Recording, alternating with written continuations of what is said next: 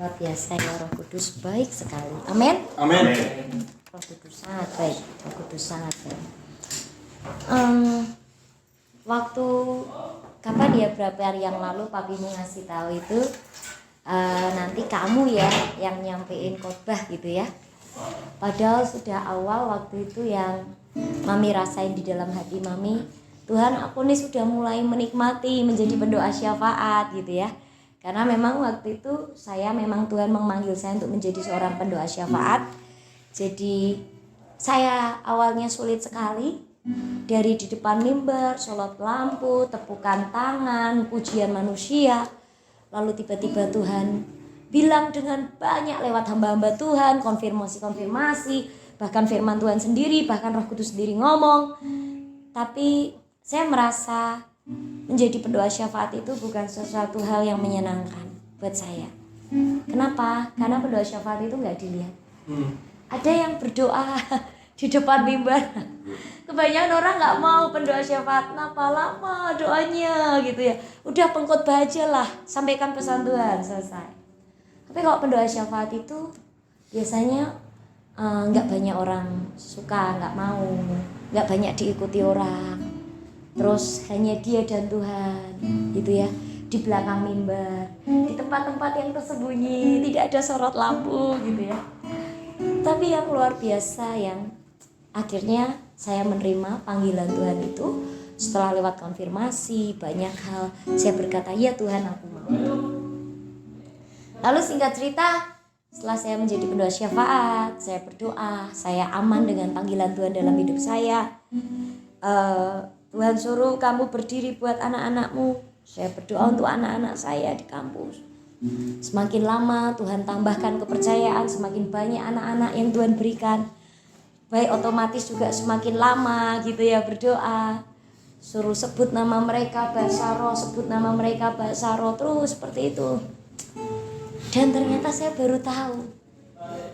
Ternyata setelah kita menjadi seorang pendoa syafaat, ketika kita mendoakan orang-orang tersebut, hati kita itu seperti terikat dengan orang-orang itu. Diikatkan lebih tepatnya. Tuhan mengikatkan. Dari yang cuek kita akan jadi semakin care. Jadi yang gak peduli kita jadi peduli.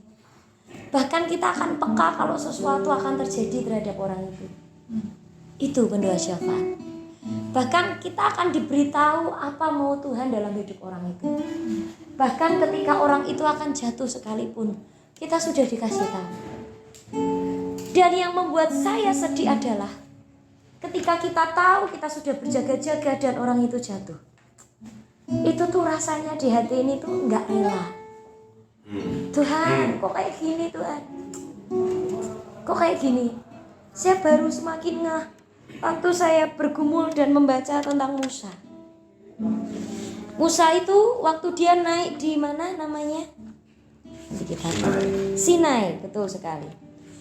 Naik di Gunung Sinai, terus akhirnya apa yang terjadi dengan orang-orang yang dilayani bangsa Israel? Dia malah buat lembu emas, betul ya? Dia buat lembu emas sampai kayak gitu luar biasanya. Sampai akhirnya Keluaran pasal 32 ayat yang ke-11. Namun Musa mencoba, saya baca di ini ya, terjemahan baru ya. Namun Musa mencoba melunakkan hati Tuhan Allahnya dengan berkata, Tuhan, mengapa murkamu menyala-nyala terhadap umatmu yang telah kau bawa keluar dari tanah Mesir dengan kuasa yang besar dan dengan tangan yang kuat? Saya suka kata-kata ini. Namun Musa mencoba melunakkan hati Tuhan. Saya baru tahu bahwa seorang pendoa syafaat itu gak hanya cuma Abraham, tapi Musa adalah seorang pendoa syafaat yang berdiri di hadapan Tuhan dan bangsanya yang Tuhan kasihkan dalam hidupnya. Musa adalah seorang pendoa syafaat. Musa adalah orang yang berdiri bagi bangsa Israel. Bahkan ketika Musa tahu, karena waktu itu Musa sedang berhadapan muka dengan muka, Musa menerima kedua loh hukum. Musa itu sungguh-sungguh menikmati hadirat Tuhan. Tuhan ngomong sama Musa, face to face seperti seorang teman. Keluaran berkata demikian. Bahkan sampai Musa tahu ketika hati Tuhan marah dan Tuhan hendak menghabisi bangsa Israel. Tuhan marah sekali. Tuhan kecewa sekali. Ayat 7, masih pasal yang ke-32. Berfirmanlah Tuhan kepada Musa, turunlah segera, sebab bangsamu yang kau pimpin keluar dari tanah Mesir telah rusak kelakuannya. Ayat 8, alangkah cepatnya mereka menyimpang dari jalan yang kuperintahkan kepada mereka. Mereka telah membuat anak lembu tuangan bagi dirinya dan sujud menyembahnya. Mereka mempersembahkan kurban kepadanya sambil berkata, hai Israel, inilah Allahmu yang telah menuntun engkau keluar dari tanah Mesir.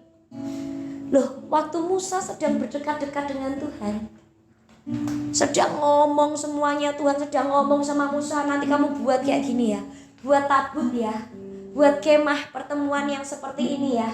Nanti tirai-tirainya dari kain warna ungu tua, ungu muda, merah.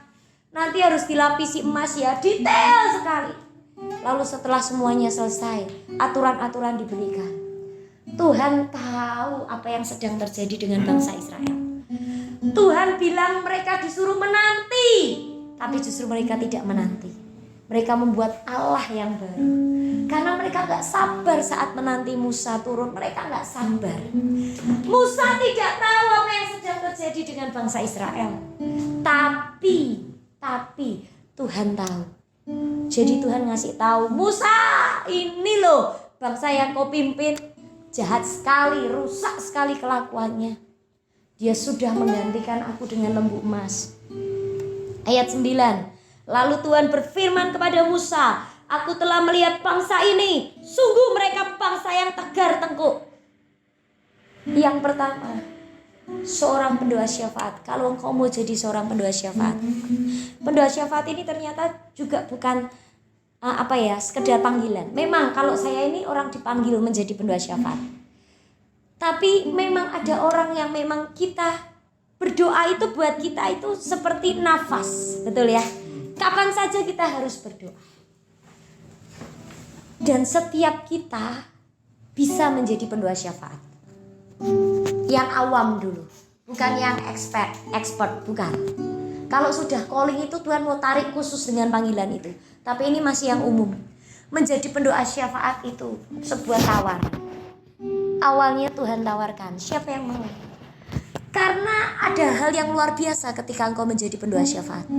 Saat engkau menjadi pendoa syafaat, sebetulnya Tuhan sedang mencurahkan isi hatinya. Engkau mungkin tidak tahu apa yang terjadi dengan temanmu, tapi Tuhan tahu apa yang terjadi dengan temanmu. Jadi sesungguhnya saat engkau mau berkata, Tuhan, aku mau menjadi pendoa syafaat, itu Tuhan sedang membukakan rahasia-rahasia yang tidak pernah engkau tahu, tapi yang Tuhan tahu atas hidup orang itu. Seperti apa yang dibukakan Tuhan kepada Musa tentang Israel. Betul? Musa tidak tahu kalau Israel sudah jatuh dengan membuat lembu tuangan dari emas. Musa tidak tahu, tapi Allah tahu, Tuhan tahu. Oleh karena Tuhan tahu, dan oleh karena Tuhan tahu Musa ini seorang pendoa yang hatinya penuh cinta dengan bangsa yang dilayaninya. Jadi Tuhan membagikan rahasianya.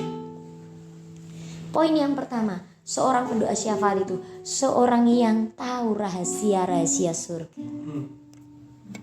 Rahasianya Tuhan bagi rahasianya dengan Musa. Dan rahasianya apa? Bangsamu itu yang kau layani, yang kau pimpin keluar dari Mesir, mereka sedang berpaling, rusak hatinya. Yang kedua, ayat yang ke-9. Lalu Tuhan berfirman kepada Musa, aku telah melihat bangsa ini, sungguh mereka bangsa yang tegar tengkuk. 10. Sekarang biarkanlah aku bertindak, biarlah murkaku menyala-nyala terhadap mereka, dan aku akan membinasakan mereka. Tetapi engkau akan kujadikan bangsa yang besar. Yang kedua, menjadi seorang pendoa syafaat itu adalah menjadi kepanjangan tangan Tuhan untuk melakukan sesuatu atas hidup orang itu. Tuhan menyatakan titah dan perintahnya. Tuhan sudah menyatakan isi hatinya kepada Musa. Musa, aku mau habisin bangsa itu. Matiin, aku mau matiin semuanya. Tak matiin semuanya. Kecuali kamu, khusus kamu, only one, cuman kamu. Dari kamu nanti akan jadi bangsa yang baru. Udah yang ini tak matiin aja, mati semuanya. Mati, entah aku gak tahu waktu itu mau dibunuh pakai tulah atau apa, aku gak ngerti. Tapi firman Tuhan bilang, aku mau membunuh. Yang kedua, seorang pendoa syafaat itu orang yang satu langkah lebih awal, lebih tahu, lebih dulu daripada orang-orang lain apa yang terjadi dari pihak Tuhan.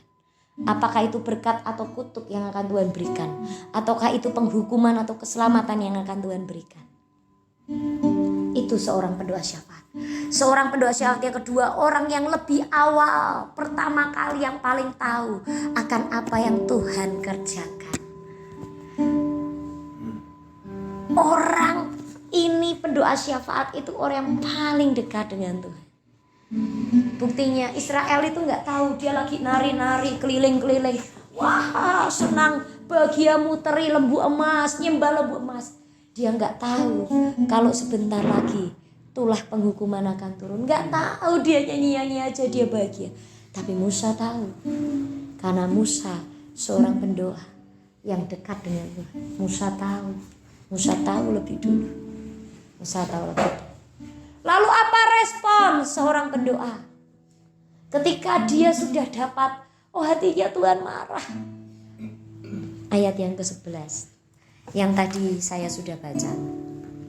Namun Musa mencoba melunakkan hati Tuhan Allahnya dengan berkata, Tuhan, mengapa murkamu menyala-nyala terhadap umatmu yang telah kau bawa keluar dari tanah Mesir dengan kuasa yang besar dan dengan tangan yang kuat.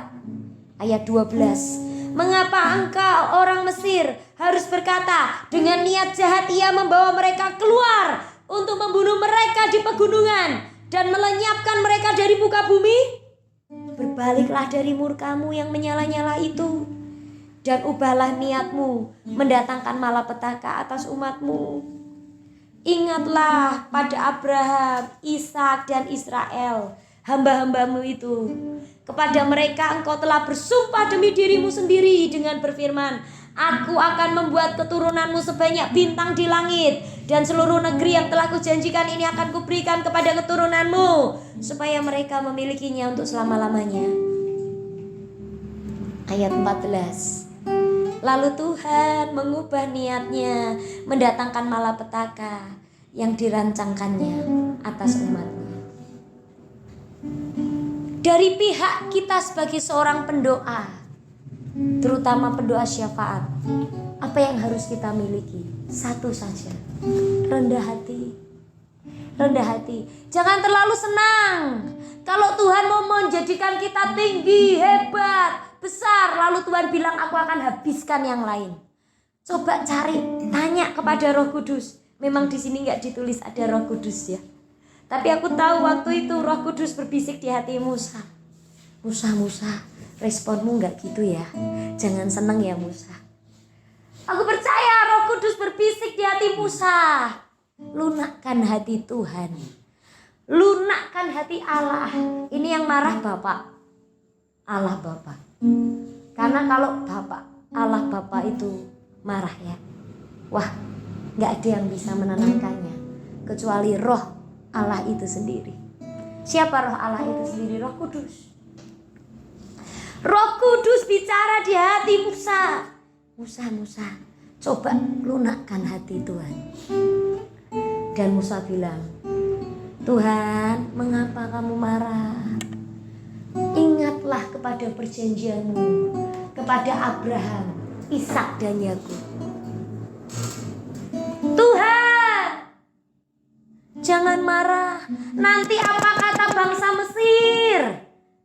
Wah, ternyata Tuhan yang sudah mengeluarkan Israel dari bangsa Mesir, Tuhan yang jahat ya, hanya untuk membantai mereka di padang gurun. Jangan Tuhan, jangan. Aku nggak mau kamu jadikan bangsa yang besar, enggak. Karena kau janjinya kepada Abraham, Ishak dan Yakub. Walaupun Musa ini keturunan Abraham, Ishak dan Yakub, betul? Tapi sekali lagi dengan kerendahan hati. Ini Musa melunakkan hati Tuhan, ini ngomongnya bukan dengan semua kesombongannya ya, dan sok-sok taunya ya, bukan. Dia ngomong dengan jubah kerendahan hati bersama dengan Roh Kudus yang memimpinnya. Jadi dia ngomong dalam ketepatan. Tuhan, Tuhan, jangan marah, jangan. Nanti apa kata bangsa Mesir? Ingat perjanjianmu Tuhan kepada Abraham, Ishak dan Yakub. Kau menjanjikan mereka jadi bangsa yang besar, dan mereka sekarang sudah mulai jadi bangsa yang besar. Tuhan, gitu. Ngomongnya itu bukan dengan pakai Tuhan, kok lupa, kok kan nanti, bukan. Dengan hineni, dengan kerendahan hati, dia melunakkan hati. Dan apa akibatnya? Ayat yang ke-14. Lalu Tuhan mengubah niatnya, mendatangkan malapetaka yang dirancangkannya atas umatnya. Luar biasa ya. Seorang pendoa syafaat itu, kalau dia berjalan bersama dengan Roh Kudus dalam doa-doanya, dia bisa dalam tanda kutip melunakkan hati Tuhan dan mengubah malapetaka menjadi kesempatan untuk bertobat. Aku tahu hari itu kalau Tuhan menghabisi bangsa itu, maka tidak ada Kaleb dan tidak ada Yosua, hanya ada Musa. Betul? Karena dihabisin semua. Aku nggak tahu, di sini belum disebut nama Kaleb. Mungkin aku nggak tahu apa yang terjadi Kaleb waktu itu ya, aku nggak tahu. Tapi yang dijelaskan waktu itu hanya Lewi, keturunan Lewi, yang bersatu bersama dengan Musa. Dan akhirnya tetap terjadi pembantaian karena orang-orang yang degil, mereka tidak mau menyembah kepada Tuhan. Hingga pedang Tuhan membunuh 3.000 orang. 3.000 orang hari itu. Karena apa? Karena mereka menyembah dan tidak mau bertobat.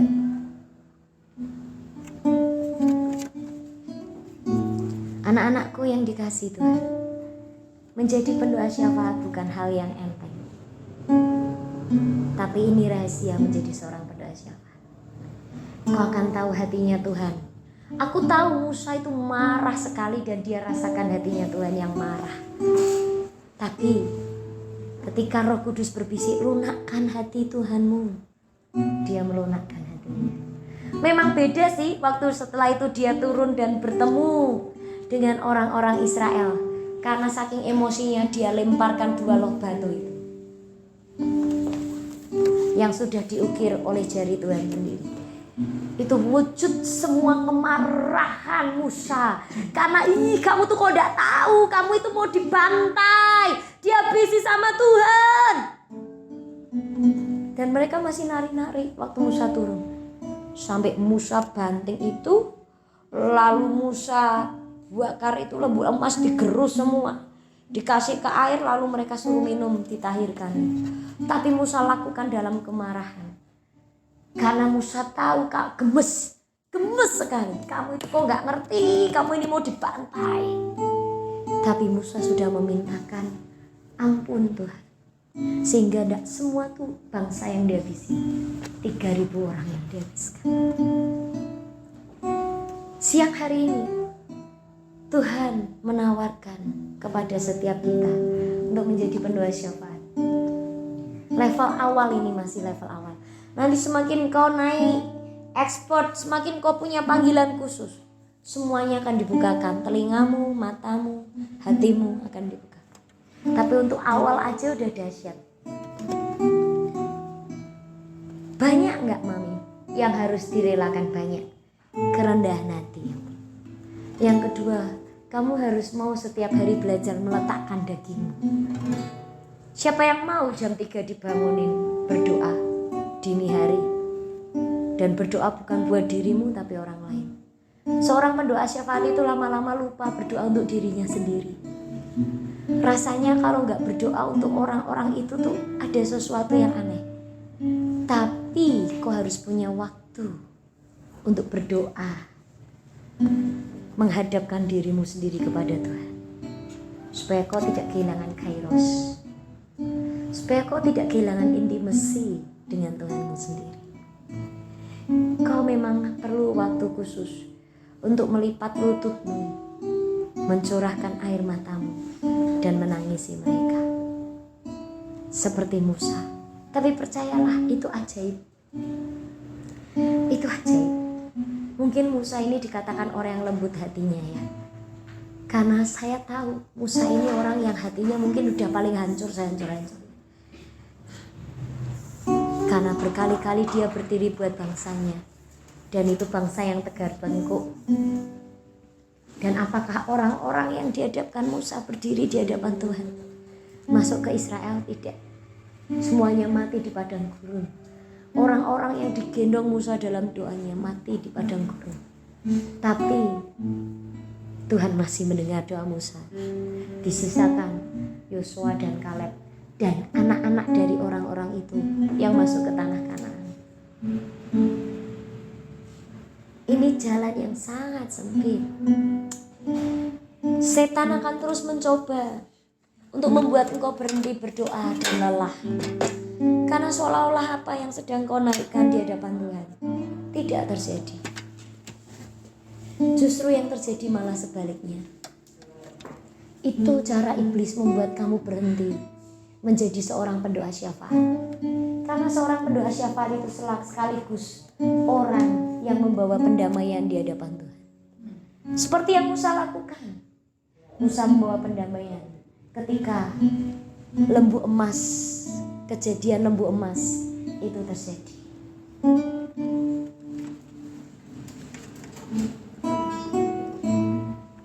Sekali lagi saya harus berkata, ini jalan yang sempit. Sedikit orang yang mau. Karena yang harus kau relakan itu termasuk hatimu.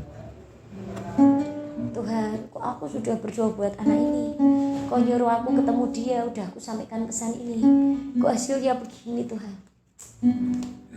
Boleh kok kau ngomong seperti itu sama Tuhan, tapi jangan pernah berhenti. Dan jangan biarkan itu jadi luka di hatimu, membuatmu sudahlah, aku sudah gak usah berdoa lagi. Jangan. Kalau seperti itu yang senang setan. Bukan begitu maksud Tuhan. Bukan. Percayalah, satu kali orang-orang itu akan kembali. Satu kali orang-orang itu akan kembali. Tuhan pasti mendengar doa-doamu. Di dalam Yesaya dia berkata, telingaku tidak kurang tajam untuk mendengar doa-doamu, dan tanganku tidak kurang panjang untuk menjawab setiap doa-doamu.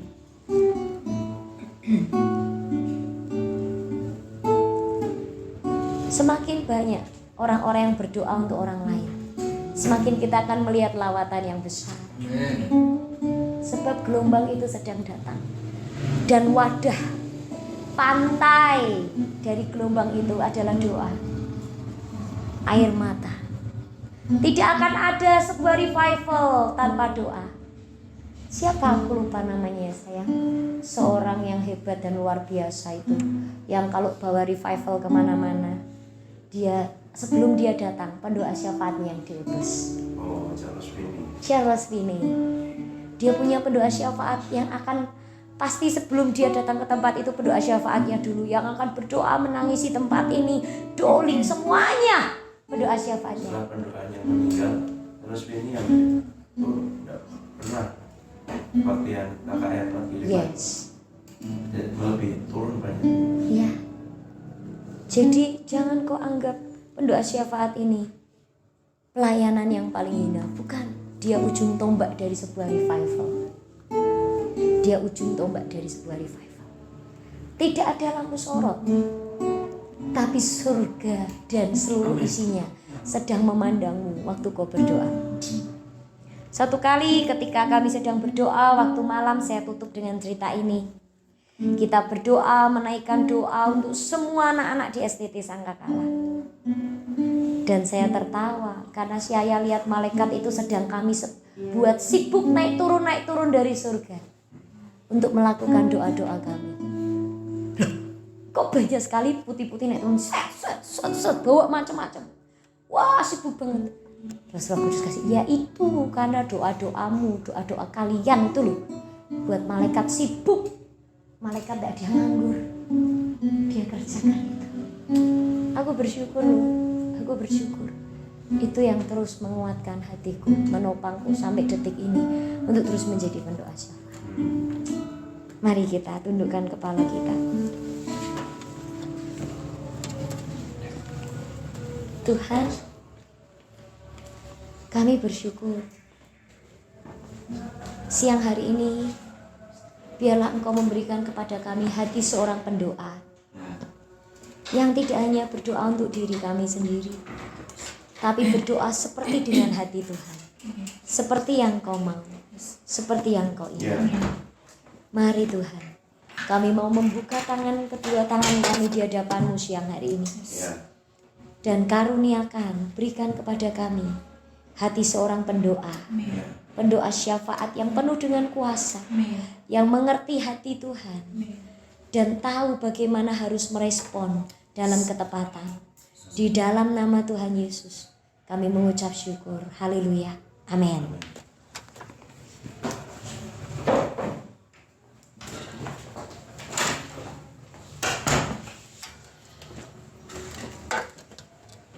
Lurusin.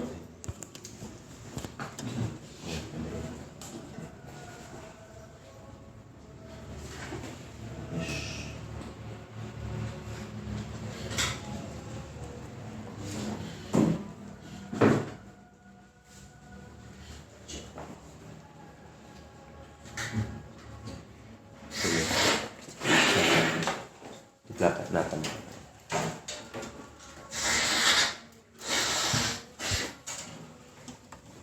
Ini masih rekam nggak apa-apa ya? Mau jelasin tentang ini biar sekalian. Oke. 1 Korintus 11 ayat yang ke-23 sampai selanjutnya. Saya baca terjemahan baru dulu. Sebab apa yang telah kuteruskan kepadamu telah aku terima dari Tuhan, yaitu bahwa Tuhan Yesus pada malam waktu ia diserahkan mengambil roti, dan sesudah ia mengucap syukur, ia memecah-mecahkannya dan berkata, inilah tubuhku yang diserahkan bagi kamu, lakukanlah ini sebagai peringatan akan aku. Demikian juga ia mengambil cawan, sesudah makan lalu berkata, cawan ini adalah satu perjanjian baru yang dimeteraikan dengan darahku. Lakukan ini setiap kali kamu meminumnya sebagai peringatan akan aku. Sebab setiap kali kamu makan roti ini dan minum cawan ini, kamu memberitakan kematian Tuhan sampai ia datang. Saya mau menjelaskan sedikit dasarnya ya, yang ditaruh Tuhan di hati. Jangan jadikan ini sebagai kebiasaan dan sesuatu yang biasa-biasa ya. Terjemahan Amplified bilang gini, setiap kali kamu memakan roti ini dan meminum, kamu ini seperti sedang menampilkan, mewakili, menandakan dan memperkatakan itu ya, kebenaran fakta akan kematian Tuhan sampai dia datang kembali.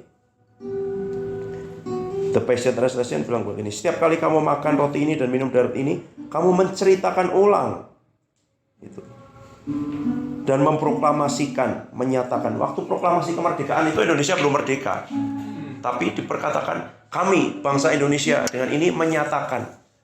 Masih Belanda mengakuinya nanti tahun 49, itu kan tahun 45 ya, 4 tahun kemudian, tapi dia memperkatakan dulu. Nah kita ini masih ada yang hidup kan dari diri kita kan. Kita bilang aku sudah mati bersama dengan Kristus, tapi setiap kali nongol lagi dari sini, nongol lagi. Nah waktu kita perjamuan ini, kita ini sedang memperkatakan bahwa aku sudah mati bersama dengan Yesus, gitu loh. Daging ini tidak diatasi dengan kekuatan sendiri, diatasi dengan mengingatkan. Karena setan akan bilang, mana buktinya kau mati, tuh lihat tuh, masih nongol lagi tuh keinginanmu, masih ini lagi. Enggak. Kamu tidak bisa lawan sendiri. Kamu akan memperkatakan, setan sudah dipaku di atas kayu salib. Itu yang bisa kita lakukan. Dan setiap kali memakan ini. Kalau kamu punya sendiri di rumah, kamu rayakan sendiri, kamu berdoa, kamu sungguh-sungguh, boleh, gitu ya. Boleh.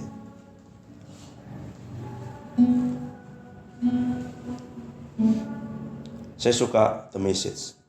Bilang gini, saya terjemahkan ya, langsung bahasa Indonesia aja. Ayat 23 sampai 2. Izinkan saya membahas kembali bersamamu apa yang sebenarnya terjadi dalam perjamuan Tuhan dan mengapa itu sangat penting. Saya menerima instruksi perintah ini dari guru, dari master, dari Tuhan Yesus sendiri dan meneruskannya kepadamu. Sebab guru kita itu, Tuhan Yesus, pada malam waktu dia dikhianati, dia mengambil roti. Sesudah mengucap syukur, dia memecahkan dan berkata, ini tubuhku yang dirusakkan untukmu. Lakukan ini untuk mengingat. Setelah makan malam, dia melakukan hal yang sama dengan cawan. Cawan ini adalah darahku, perjanjianku yang baru denganmu. Setiap kali kamu meminum cawan ini, ingatlah aku.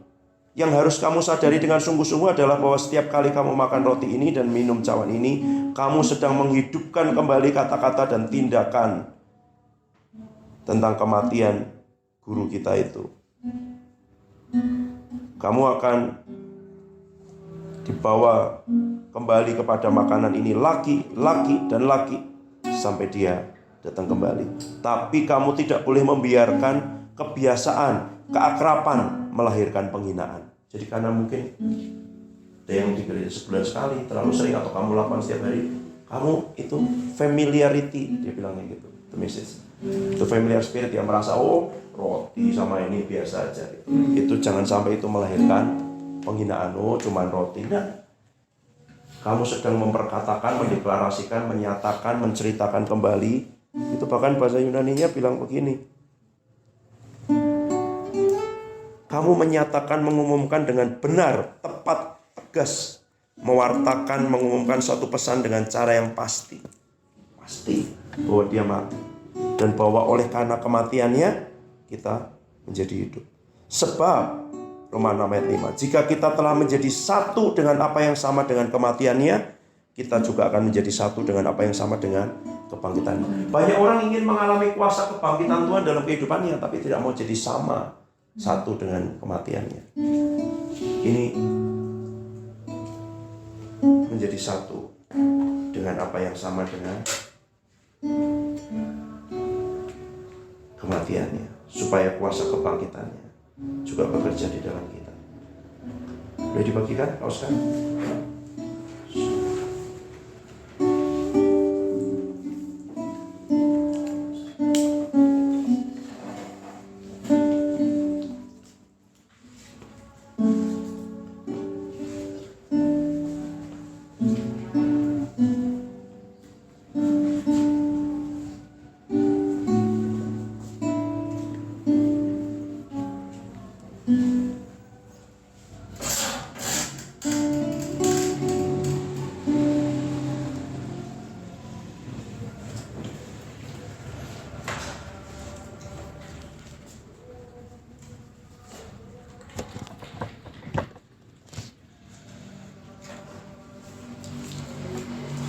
Mari kita bangkit berdiri.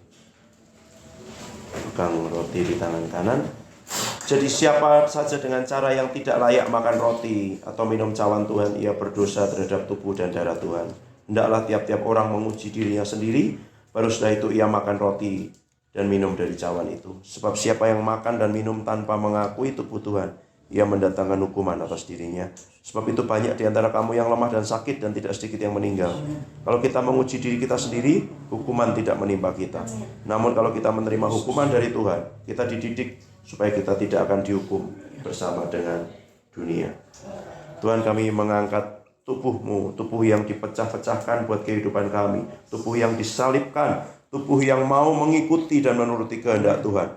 Engkau menjadi sama dengan semua keadaan kami di dalam daging. Bukan supaya kami tetap tinggal, tapi supaya semua kuasa daging itu dibayar lunas. Mati bersama dengan kematian-Mu di atas kayu salib. Tuntas, selesai. Dan sekarang kami makan tubuh-Mu, supaya kuasa kematian yang ada di atas kayu salib, kematian-Mu itu juga menjadi sama dengan daging kami. Di dalam nama Tuhan Yesus kami makannya. Makasih Tuhan. Terima kasih. Terima kasih.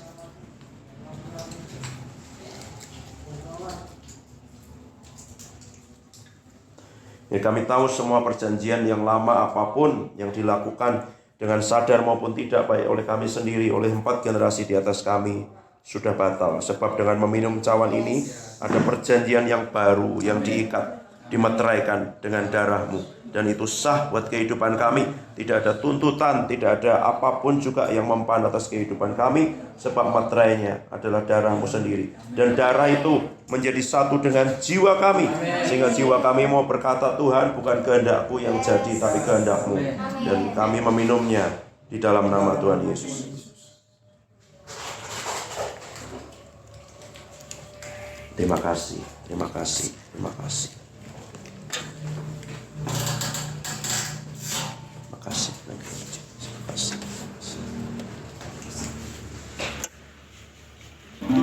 Terima kasih Tuhan, terima kasih.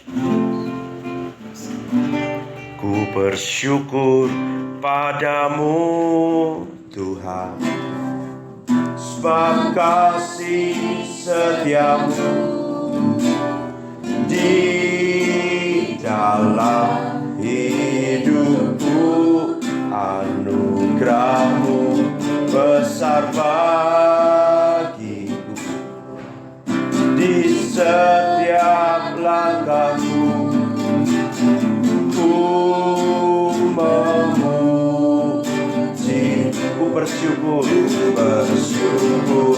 padamu Tuhan, sebab kasih setiamu di dalam hidupku, anugerah-Mu besar bagiku. Di setiap langkahku ku memuji-Mu.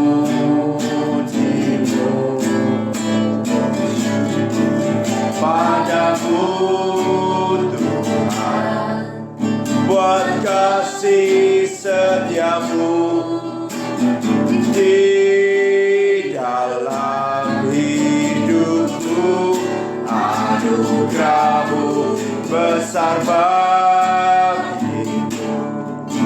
Di setiap langkahku ku memuji, ku bersyukur padamu Tuhan, buat kasih setiamu di dalam hidupku, anugerah-Mu besar bagiku. Di setiap langkahku ku memuji, ku bersyukur padamu Tuhan, sebab kasih setiamu di dalam hidupku, anugerah-Mu besar bagiku. Di setiap langkahku ku memuji-Mu, bersyukur padamu Tuhan, kasih setiamu di dalam hidupku, anugerah-Mu besar bagiku. Di setiap langkah ku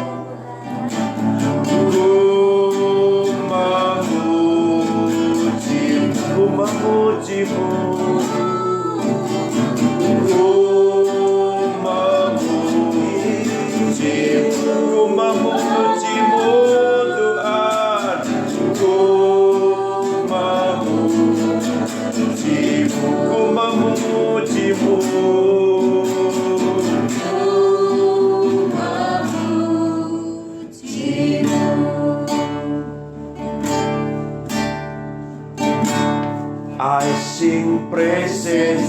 to your name. Oh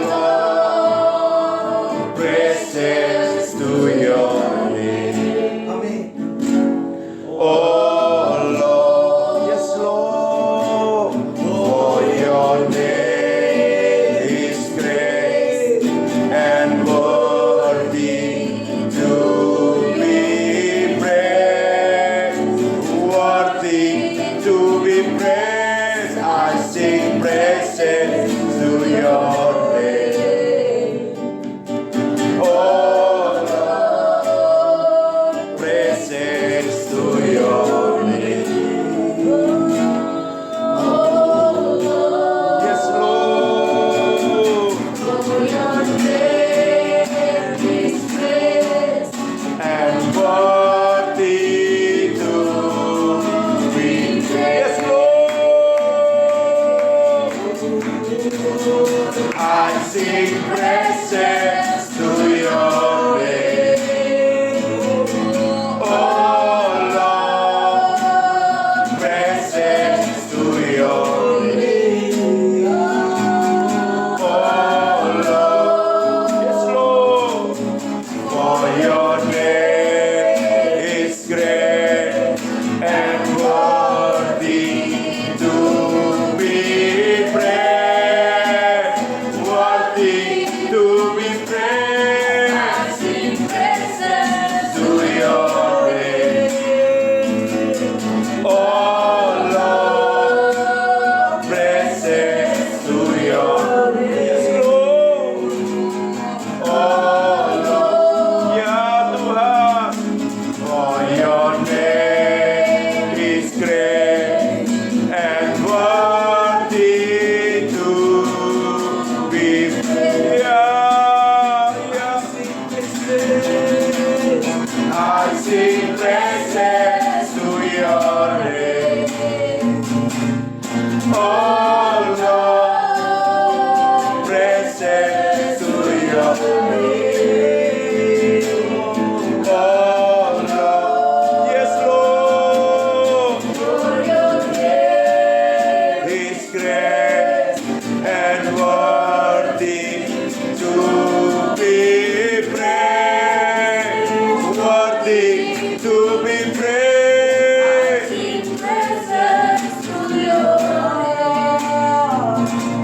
Oh Lord, praises to your name. Oh Lord, for your name is great and worthy to be praised. Yes, Lord, I sing praises to your name. Oh Lord, praises to your name. Oh Lord, for your name is great and worthy to be praised, worthy to be praised. I sing praises to your name. Oh Lord, praises to your name. Oh Lord, yes Lord, is great and worthy to be praised.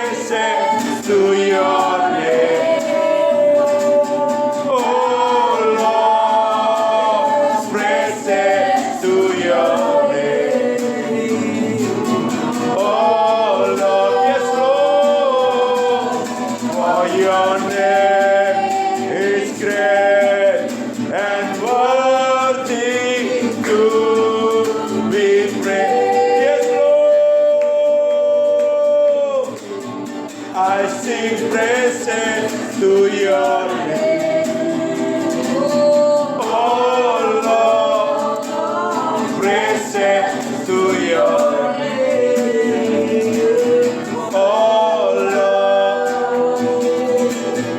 for your name is great and worthy to be praised, worthy to be praised. I sing presence to your name. Oh Lord, presence to your name. Oh Lord, for your name is great and worthy to be praised. For your name is great. For your name is great and worthy to be praised. For your name, Jesus. For your name is great and worthy to be praised.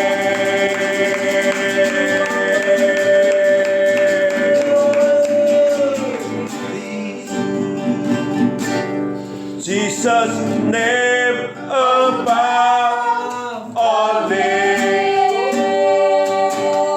You are worthy of our praise. Yes, Lord. And my heart will sing how great is our God.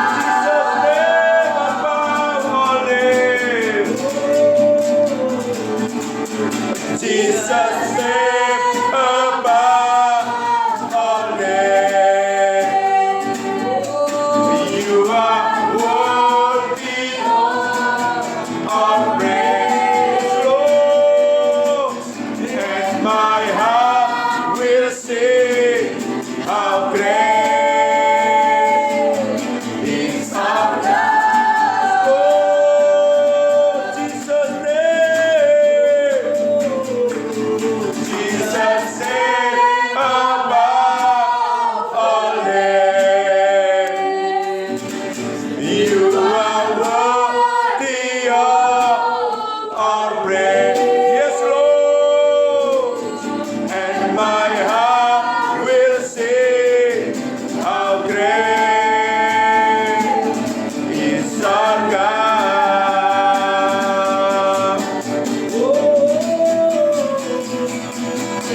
Jesus' name above all names. You are worthy of our praise. And my heart will sing how great is our God. Jesus' name, we praise your name. Jesus' name above all names. You are worthy of our praise. And my heart will sing how great is our God.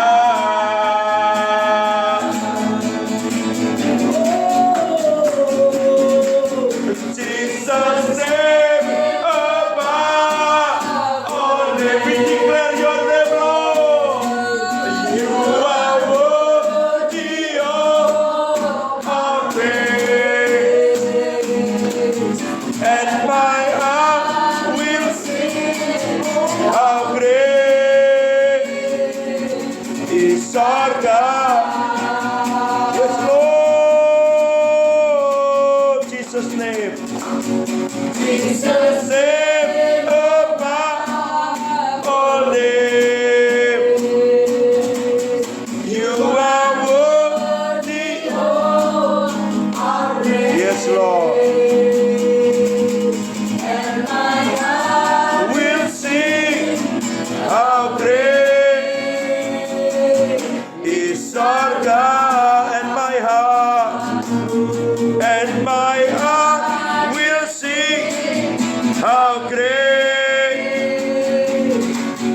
sorga,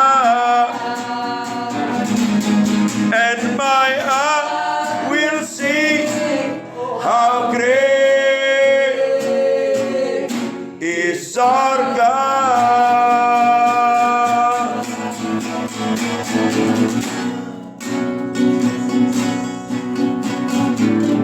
Ya Tuhan, Sihinamaya Suhu Yasi, Suhu Namaya Sihinamaya Sinamaya Ralanamaya Su. Kami deklarasikan namamu Tuhan, namamu yang ditinggikan di hidup setiap kami, di tempat ini, di kota Salatiga, di setiap tempat demi tempat, kampus, sekolah, tempat pemerintahan, tempat-tempat umum, di pasar, di toko-toko, di rumah-rumah, dimanapun Tuhan, di lapangan. Namaya Su, namaya Si, hanya namamu yang ditinggikan, dan tidak ada nama lain yang berkuasa berotoritas atas seluruh kota ini Tuhan. Sampai kota ini dipenuhi dengan kemuliaan, sampai semua rencana dan janjimu digenapi, akan terdengar pujian dari kos ke kos, dari kamar ke kamar. Kami akan mendengar pujian-pujian dari lapangan-lapangan, dari kelas-kelas, dari sekolah-sekolah, dari kampus-kampus Tuhan yang ada di Salatiga, membangkitkan satu pasukan yang baru, menyambut kedatangan Tuhan yang kedua kali. Orang-orang muda yang akan membawa api dan gelombang kebangunan rohani sampai ke seluruh Indonesia, Asia, dan sampai ke bangsa-bangsa. Api pembangunan rohani yang tidak akan padam sampai Engkau datang kembali yang kedua kali.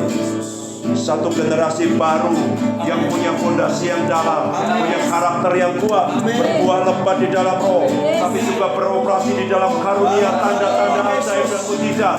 Mereka akan membawa api Tuhan dengan karakter yang Kristus yang nyata di dalam hidup mereka. Mereka punya kerendahan hati, penundukan diri, hati hamba, penyerahan.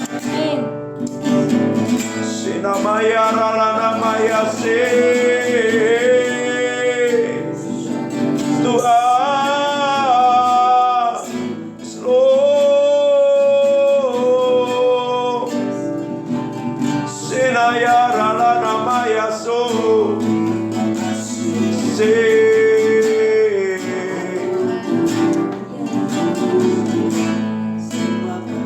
kami kan menari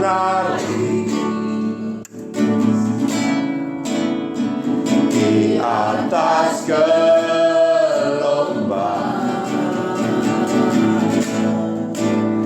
mengangkat senjata, menggenapkan semua kehendak Panglima.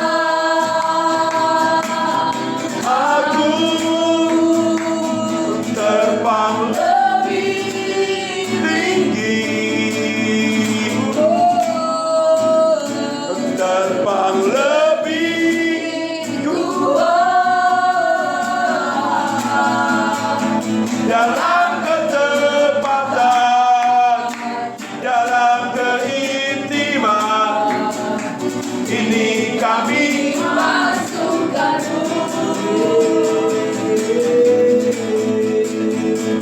kami kan menari di atas gelombang, mengangkat senjata, menggenapkan semua kehendak Panglima. Aku terbang lebih tinggi, terbang lebih kuat dalam ketepatan, dalam keintiman. Ini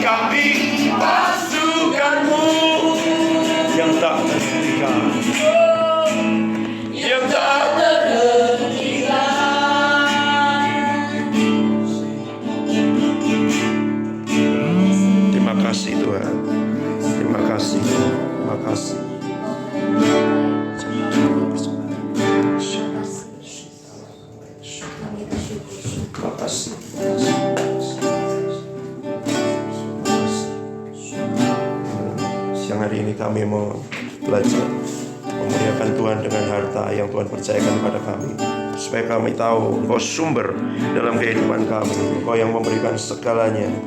Kami tahu Tuhan. Terima kasih, ajari setiap kami supaya kami menang atas uang, supaya kami tahu kepada siapa kami bersandar dan yang menjadi rasa aman di dalam hidup kami, Engkau sendiri. Tahu. Terima kasih Tuhan, terima kasih. Kami memberi dengan sukacita dan ucapan syukur di dalam nama Tuhan Yesus. Amin. Kami katakan.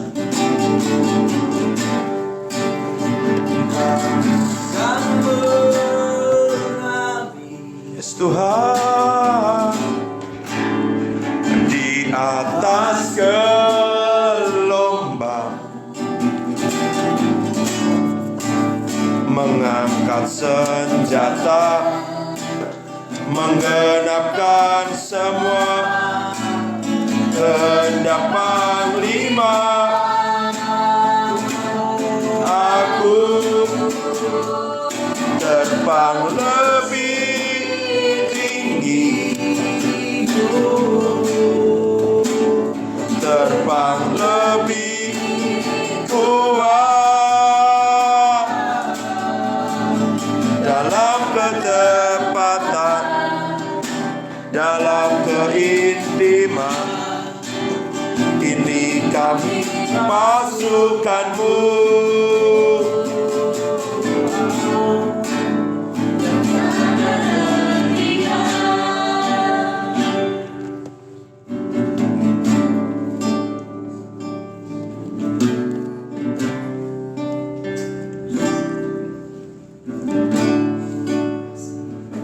Biar Engkau membuka setiap mata kami supaya kami melihat yang dari Tuhan. Amin. Kami tidak melihat yang kelihatan, sebab kami tahu yang kelihatan sementara dan terbatas. Tapi semua yang ada yang kelihatan ini diciptakan dari yang tidak kelihatan, yaitu dari firman dan roh. Biar kami ngerti kalau kami punya Engkau, kebenaran-Mu di dalam hidup kami, dan itu bukan kata-kata tetapi itu benih. Benih itu kalau sudah tumbuh dia akan menjadi sangat besar, berbuah, menjadi tempat burung-burung bersarang. Dan kami tahu hidup kami sedang ditanami oleh setiap benih-benih kebenaran firman Tuhan yang akan tumbuh dan terus tumbuh. Jangan biarkan kami terus mendengar setiap tipu daya dan kebohongan iblis buat hidup kami. Tapi hari demi hari kebenaran-kebenaran dan janji-janji Tuhan itu yang memenuhi pikiran kami, memenuhi perasaan kami, dan mengubahkan kehendak kami selaras dengan kehendak Tuhan dalam hidup kami. Manusia roh kami semakin kuat, manusia roh kami terus mau mengikuti kehendak Tuhan. Manusia roh kami dilatih demikian rupa, sehingga dengan demikian Dia yang memimpin jiwa dan tubuh kami. Mari kita berdiri bersama-sama, buka kedua tangan, dan kami menerima semua yang terbaik dari Bapa, yang daripadanya semua ciptaan mendapat namanya, dan dari Tuhan Yesus Kristus yang membayar dan memberi yang terbaik buat hidup setiap kami, bahkan ketika waktu kami masih berdosa, apalagi sekarang waktu kami sudah kenal dengan Dia dan semakin diubahkan hari demi hari oleh persekutuan kami dengan Roh Kudus yang menjadi tanda, meterai, penghibur, penolong, penasehat, penjamin, dan semua pendamping kami sampai kami mencapai kedewasaan penuh dan berhak menerima semua janji, warisan, berkat, bagian yang menjadi jatah kami mulai siang hari ini sampai semua rencana Tuhan digenapi dalam hidup kami. Dalam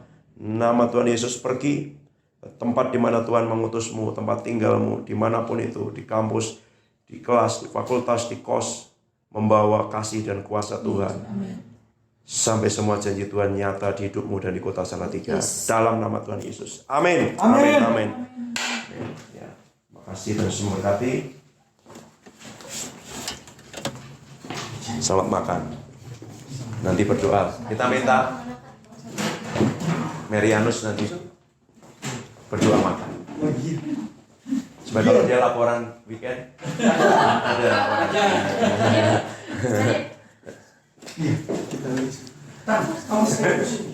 Penting itu doa makan. Dep, matiin dulu nih Dep. Hah?